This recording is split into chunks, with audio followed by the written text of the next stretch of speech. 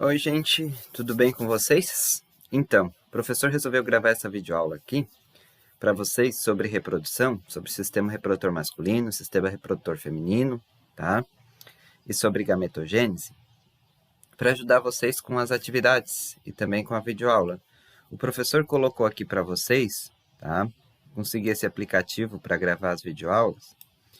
Essas videoaulas do professor Kennedy, tá? Tem outra aqui acho que é do mesmo professor Kennedy. Tem do professor Guilherme também. Por que eu estava mandando para vocês essas videoaulas do YouTube? Porque como eles são profissionais que fazem do ganho de vida, né, essas videoaulas pela internet, então eles têm materiais para isso. Eles têm câmeras boas, eles têm alguém que edita esses vídeos, eles têm programa para edição, tem N situações ali que ajuda, né? E a gente não, a gente tem mal um computador que às vezes trava, né? E um celular que não funciona direito. Então, mas mesmo assim eu vou tentar ajudar vocês com isso aqui, certo? Tá? Então vamos lá. Vamos falar um pouquinho sobre o sistema reprodutor, tá? Então, para que tenha surgimento de um novo ser, para que um novo indivíduo surja, é necessário que haja o processo de reprodução, que a gente chama de reprodução sexuada. Antes, nas aulas passadas, o professor enviou para vocês o arquivo sobre reprodução sexuada e assexuada. Só para dar uma revisão, a sexuada é quando ocorre troca de gameta, né, óvulo, espermatozoide, tá? Tem mistura de material genético e precisa de 2 indivíduos, tá? Ela é mais lenta, tá? E o tempo de gestação é maior. A reprodução assexuada, um indivíduo faz sozinho, tá? Não precisa de 2 indivíduos para fazer essa reprodução. Normalmente ela é rápida. Na maioria das vezes não tem troca de material genético, ou seja, um indivíduo se divide em 2, que é o caso de uma bactéria, tá? E, digamos assim, ela é mais fácil, tá? Então, continuando aqui o nosso conteúdo, tá? Então, em 1667, Leeuwenhoek foi um dos primeiros naturalistas que observou um espermatozoide no microscópio. É claro que era aquele microscópio rudimentar, né? Não é o microscópio que a gente tem hoje. E ele concluiu que esse espermatozoide ele fazia parte do sistema reprodutor, estava ligado à reprodução, tá? Isso lá por volta do século XIX. Então, vamos iniciar aqui com o sistema genital masculino, tá? O professor vai aumentar um pouquinho aqui para que fique melhor para ver. Tá. Vamos lá, então. O sistema genital masculino ele é composto por escroto. Escroto, tá? É a mesma coisa que bolsa escrotal.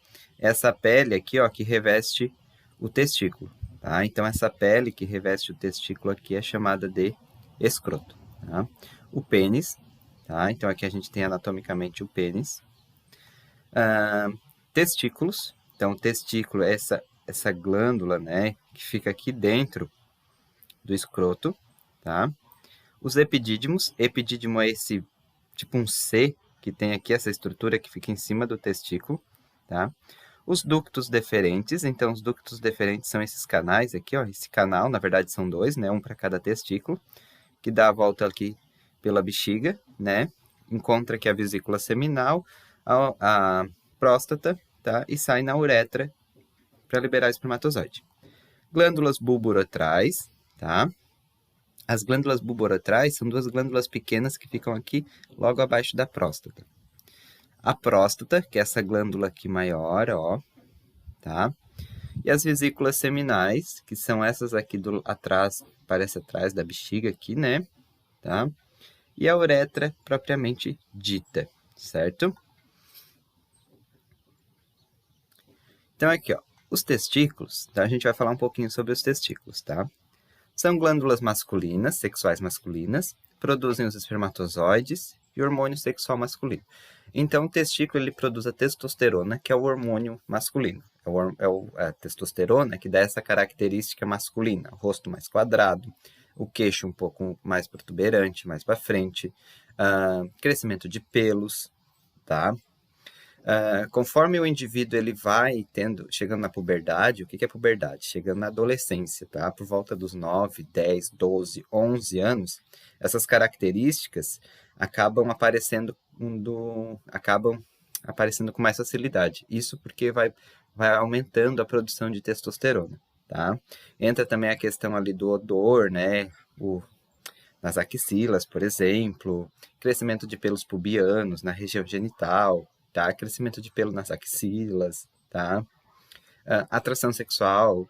Então, tudo está ligado à questão hormonal, certo? Então, o testículo são glândulas sexuais, são 2, tá? E eles produzem os espermatozoides. E também a testosterona. Então, se alguém perguntar onde é que é produzida a testosterona? Nos testículos, tá? A bolsa escrotal, então o testículo é isso aqui, certo? Já vou explicar um pouco sobre eles, tá? A bolsa escrotal é uma seculação, quer dizer um prolongamento, certo? De tecido, tá? Na região abdominal, tá? Que a função dela é conter os testículos, tá? Por que o testículo ele tem que ficar fora do corpo? Porque ele tem que ficar com 2 graus a menos da temperatura corporal. Por exemplo, se o teu corpo ele é 36 graus, lá no testículo vai estar 34, 33. Isso ajuda na formação dos espermatozoides. Os testículos, eles não, as crianças, né, os bebês, eles não nascem com o testículo já na bolsa escrotal. O testículo ele é formado próximo aos rins, nas costas. Com o passar do tempo, ele vai descendo por um canal que a gente tem no tórax, no abdômen, tá? Até chegar à bolsa escrotal. Então, ele é formado lá na gestação, ele é formado próximo aos rins e depois desce até a bolsa escrotal, certo? Aqui nós temos uma foto, então, de um testículo, tá? Então, essa parte azul aqui, ó, e vermelha, são as veias artérias, tá? Esse aqui é o epidídimo, tá? E esse aqui é o testículo. A bolsa escrotal é essa parte externa aqui, ó, tá? A parte externa aqui do testículo. Dentro do testículo, nós temos o que a gente chama de túbulos seminíferos, tá? O que são esses tubos, ou tubos seminais, ou túbulos seminíferos? O espermatozoide, ele é produzido dentro desses tubinhos aqui, ó, dentro desses tubinhos, certo? Só que ele não fica pronto aqui. Depois que ele é produzido aqui, ele termina a sua produção, ou seja, a formação da cauda e o amadurecimento desse espermatozoide aqui no epidídimo, tá? Então, ele inicia a sua produção aqui, tá? E depois ele termina aqui no epidídimo, certo? Então, vamos aqui, ó. Então, os epidídimos, eles são estruturas que têm um formato de C, como a gente viu aqui, ó, do lado, esse amarelo mais claro aqui, tá? São formados por pequenos tubos e eles acabam de amadurecer o espermatozoide, certo? E eles podem ficar ali por pelo menos 3 dias. Vamos supor que houve a produção de espermatozoide e o homem não ejaculou, né? Ejaculação é a saída do espermatozoide do testículo até a uretra e pênis. Se ele não ejacular, o que acontece? Os espermatozoides que estão ali são reabsorvidos, ou seja, o próprio corpo absorve aquilo ali, tá? Então não tem problema. Depois, vamos lá então. Canais deferentes, tá? Então, os canais deferentes, essa parte aqui que dá para ver mais clara aqui, ó, né? Puxando para um vermelho, tá? É por onde o espermatozoide vai ser enviado ao sair do testículo. Então, saindo do testículo, ele é enviado pelos canais deferentes, tá? Até chegar à uretra, certo? Então, canais deferentes, ele sai do epidídimo, comunica-se com as vesículas seminais, que está aqui atrás, tá? E entra na próstata, passa pela próstata, tá? E sai na uretra. A vasectomia. Tá? O que é a vasectomia? A vasectomia nada mais é, a gente tem uma foto aqui do lado, ó, do corte do canal deferente, certo? Então, cortando esse canal deferente, o que o médico faz? Ele faz uma incisão pequena, né, ali na bolsa escrotal, localiza o canal deferente, corta, tá? E cauteriza com bisturi elétrico, então cauteriza as duas pontas, tá? Ah, professor, mas se eu fazer a vasectomia eu vou perder minha masculinidade. Não, porque o hormônio que é produzido no testículo, ele é levado para o corpo, tá? Através da corrente sanguínea, então através das artérias e das veias. Ele não é levado, não passa nada pelo canal deferente. A única coisa que vai acontecer cortando o canal deferente é que vai impedir o espermatozoide de sair. Só isso, certo? Não vai interferir em nada na masculinidade da pessoa. Por quê? Porque o hormônio produzido é levado pela corrente sanguínea. Não tem nada a ver com o canal deferente, tá? Por que se indica o homem fazer a vasectomia? Porque é um procedimento mais barato, é um procedimento menos invasivo do que fazer uma cirurgia para ligação de trompas, né? Menos invasivo. Normalmente o homem vai embora no mesmo dia e faz 1 ou 2 pontos, tá? E a vasectomia, ela pode ser reversível futuramente, se o indivíduo se tiver a ideia de ter mais filhos, ela pode ser reversível, enquanto a ligação de trompas não é, tá? Então, para que servem as vesículas seminais? Essas pequenas vesículas aqui. Eles contêm espermatozoides maduros e estão situados abaixo da bexiga. Ele fabrica um líquido, então as vesículas seminais fabricam um líquido que protege os espermatozoides e alimenta, tá? Facilitando o deslocamento. Então, quando ejacula, tá? Que sai o esperma, ali no esperma tem líquido prostático, que é um líquido que sai da próstata, líquido seminal, que é o líquido que sai da vesícula seminal, e os espermatozoides, certo? A próstata é uma estrutura única, né? Situada próximas às vesículas seminais, debaixo da bexiga. No interior da próstata, então, passa os canais deferentes, tá? E a próstata, ela produz um líquido esbranquiçado, tipo um líquido leitoso. Ele protege e alimenta os espermatozoides e ele também ajuda a eliminar a acidez da vagina. Então, no ato sexual, tá? O líquido prostático ajuda a eliminar a acidez da vagina para que os espermatozoides não morram com aquilo ali, certo? As glândulas de Cooper são 2 pequenas glândulas situadas por baixo da próstata. Sai um pouco de líquido que limpa a uretra, neutralizando os resíduos da urina. Então, antes de ejacular, as glândulas de Cooper liberam esse líquido, limpando o canal da uretra, para que os espermatozoides também não entrem em contato com a acidez da urina, certo? Então, a uretra é o canal por onde passa o sêmen, né, e a urina, e o funcionamento é regulado por um músculo que impede a saída dos líquidos ao mesmo tempo, certo? Então, a uretra fica no final aqui do pênis. Essa parte aqui seria a uretra, certo? Algo a mais que vocês têm que saber é que o homem ele produz espermatozoide para o resto da vida. Enquanto a mulher ela já nasce com uma quantidade X de óvulos, tá? O homem produz espermatozoide para o resto da vida. Claro que em quantidades menores ao longo da vida. Outra coisa, deixa eu ver, acho que é isso. Tá, vamos lá então. O exame da próstata. Hoje o exame prostático ele é feito com sangue, né, através do exame de sangue. Identificando alguma anomalia, vai para o exame de toque, certo? O câncer de próstata ele é um câncer hereditário. Então tem que ter cuidado que se alguém da família já teve, tá? Então o indivíduo pode vir a ter. Então é necessário fazer o acompanhamento médico e ele é indicado após os 40 anos. O médico pode pedir antes, mas normalmente se faz após os 40 anos. Tá? Vamos lá então para o sistema genital feminino. O sistema genital feminino ele é composto por vagina, ovários, tubas uterinas e útero, certo? Então aqui nós temos a anatomia, tá? Então nós temos aqui a tuba uterina, tá? O ovário, tá? O útero, a bexiga, tá? Eu vou falando então um pouco cada um para a gente ver.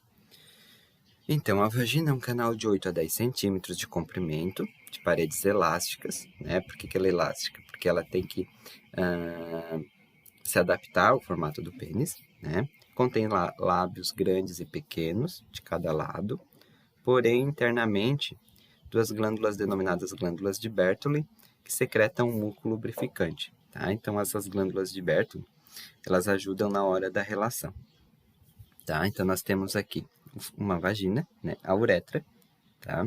Os grandes lábios são os lábios mais externos, os pequenos lábios são os lábios mais internos, tá?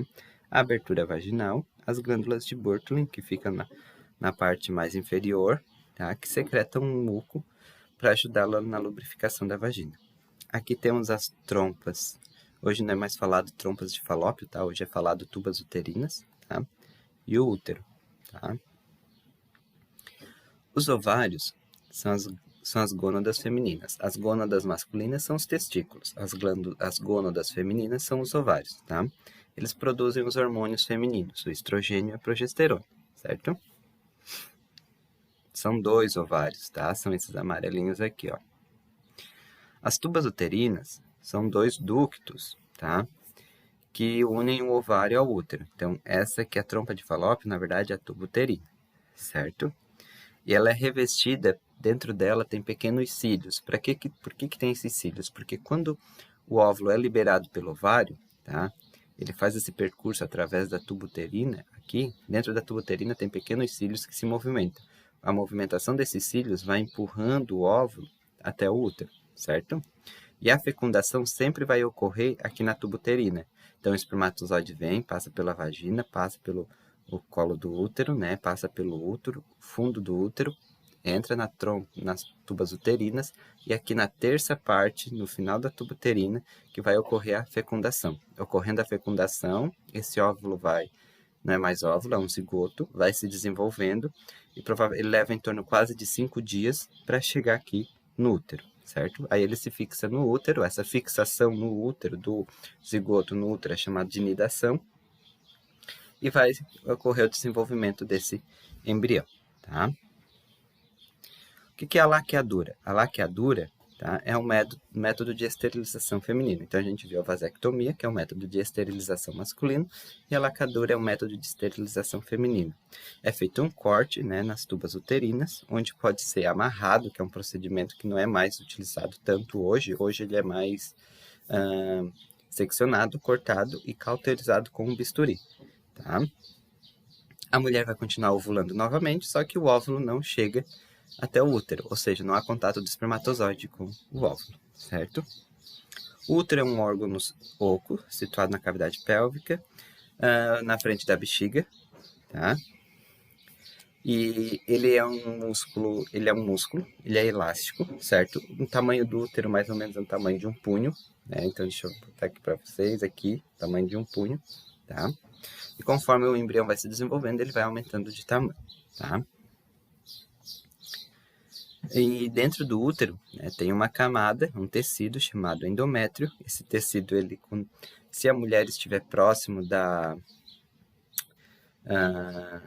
ovulação, né, ele acaba aumentando de tamanho, acaba irrigado, né, principalmente com sangue e água, para que receba esse embrião, e esse embrião se fixe nesse endométrio, né, e ele começa a se desenvolver. Então, esse endométrio ele funciona como se fosse um pequeno colchão, né, para proteger o embrião. Depois nós temos aqui, né, o que a gente chama de gametogênese. O que é gametogênese? Formação de gametas. Tá? A gametogênese é a formação desses gametas, tanto o ovócito, né, que é também conhecido como óvulo ou espermatozoide, ele ocorre através da divisão celular, certo? Para a fecundação ocorrer, precisa unir essas 2 células, esses 2 gametas, um espermatozoide e um óvulo, tá? Esses 2 unindo, vai ocorrer a fecundação e vai formar o que a gente chama de zigoto. Esse zigoto vai ter uma multiplicação celular ocorrendo ali, que vai se diferenciando e se transformar num novo indivíduo. Essa parte da multiplicação celular a gente vai ver depois, certo?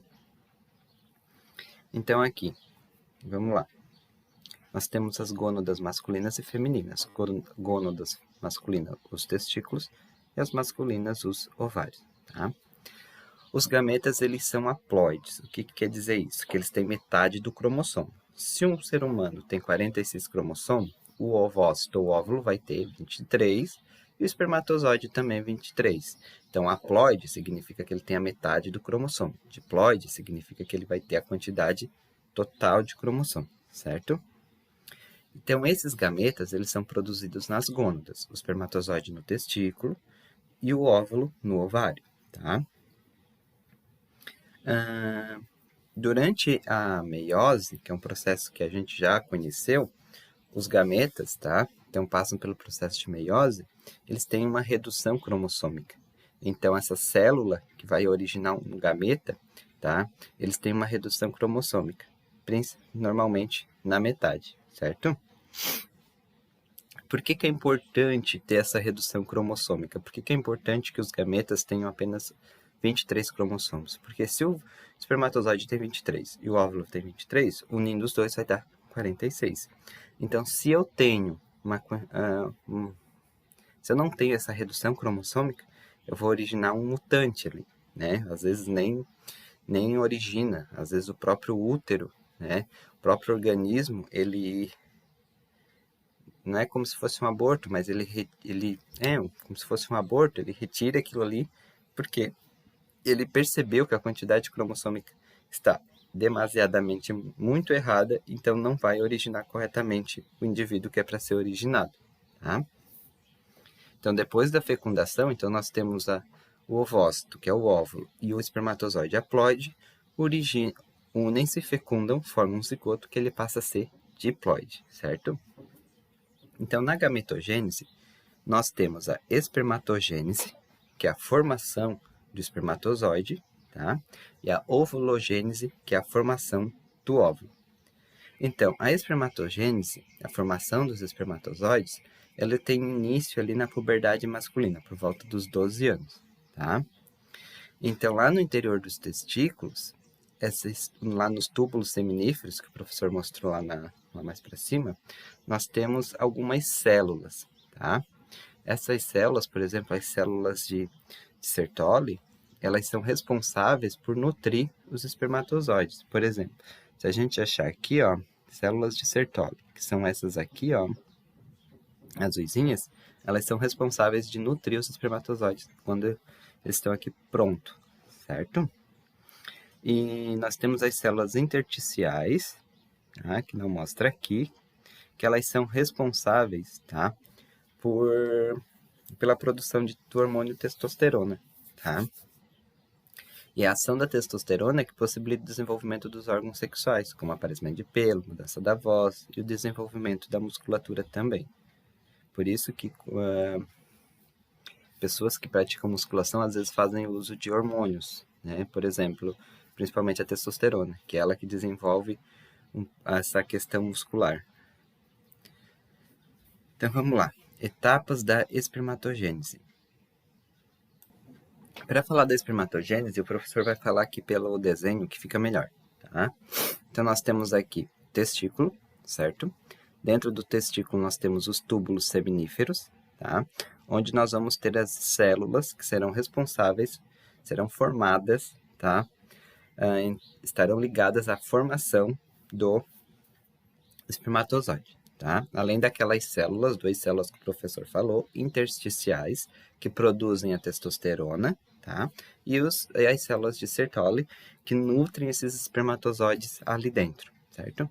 Então, na formação da gametogênese, na formação da espermatogênese do espermatozoide, existem 4 períodos. Período germinativo, período de crescimento, período de maturação e o período de diferenciação. Tá?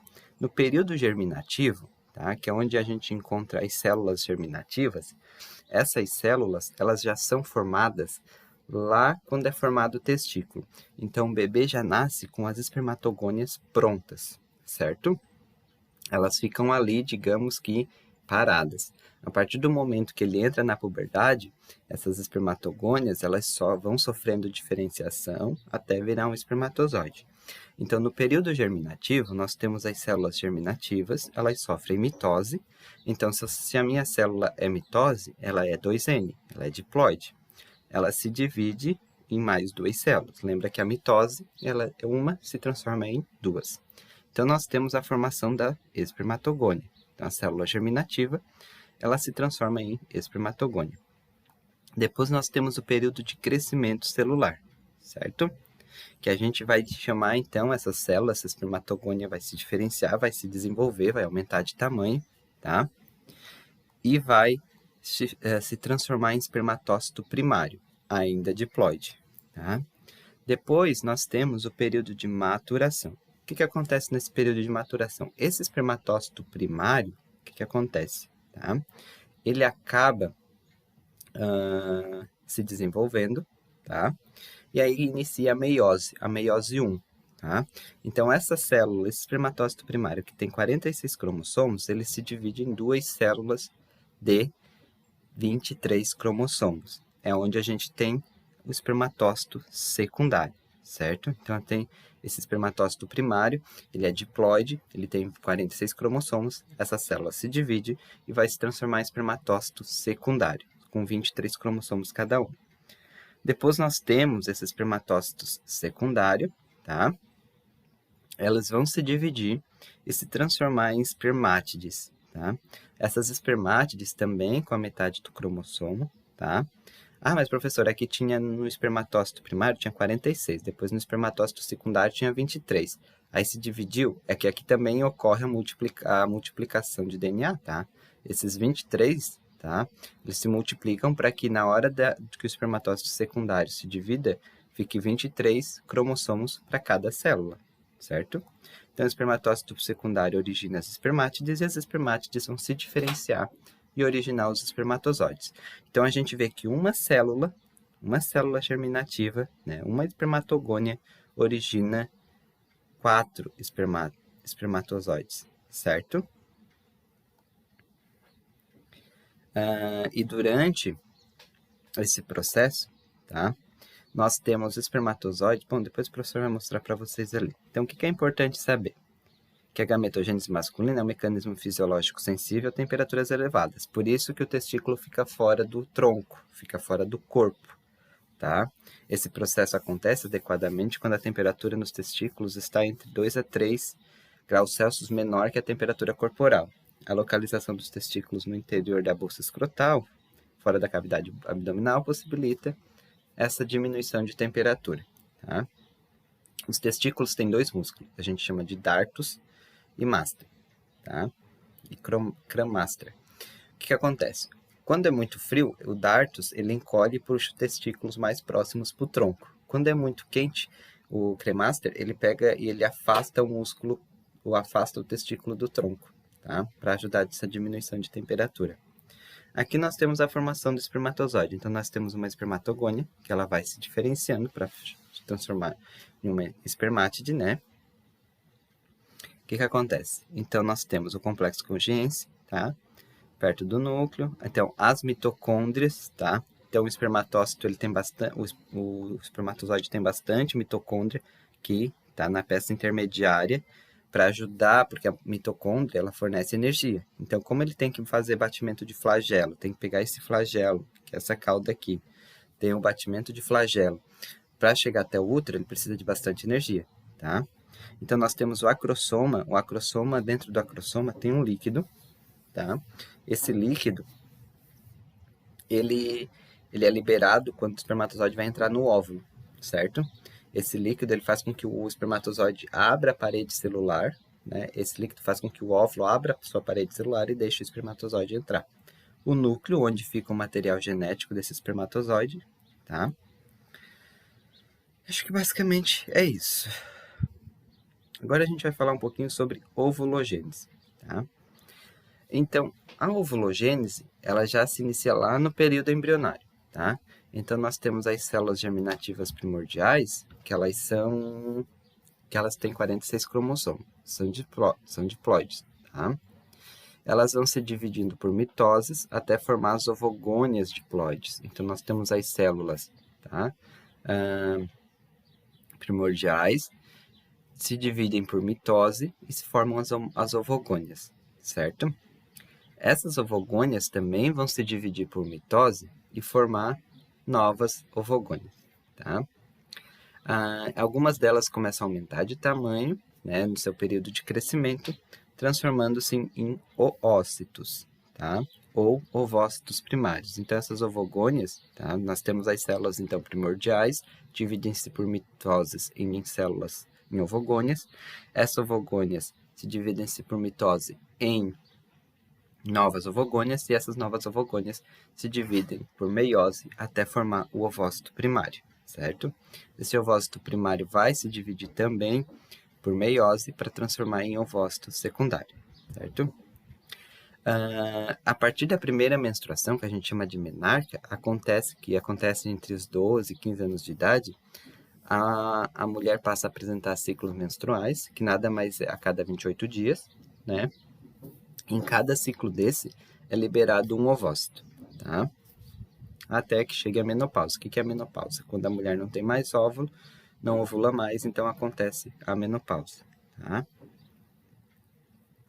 Então, a mulher, ela com uma célula primordial, ela origina, na verdade, apenas um óvulo, tá?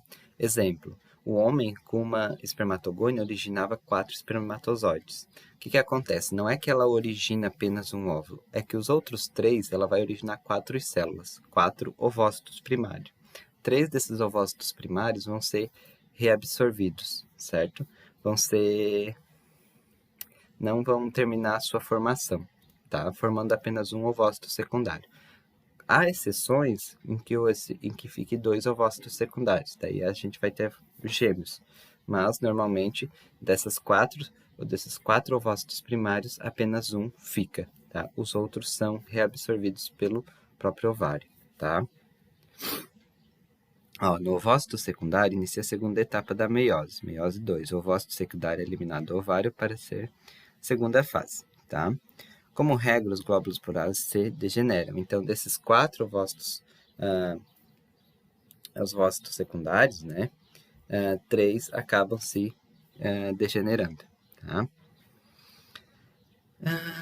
Eu acho que é isso, gente. Se ficar alguma dúvida, tá? Vocês perguntem, mandem mensagem no WhatsApp, tá? Ou ali no próprio Google Classroom, né, na própria sala de aula virtual. Qualquer dúvida é só chamar. Espero ter ajudado e até a nossa próxima videoaula.